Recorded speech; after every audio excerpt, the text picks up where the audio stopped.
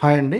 ఇది ఐఫోన్ 15 అండి. ఇది మా దగ్గరికి కస్టమర్ డెడ్ కండిషన్‌లో తీసుకొని వచ్చారండి. యూజ్ చేస్తుంటే ఆల్ ఆఫ్ సడన్ చెక్ చేసుకుంటే డీసీ కనెక్ట్ చేసి చెక్ చేసుకుంటే మదర్ బోర్డ్ హై బూటింగ్ తీసుకుంటుందండి.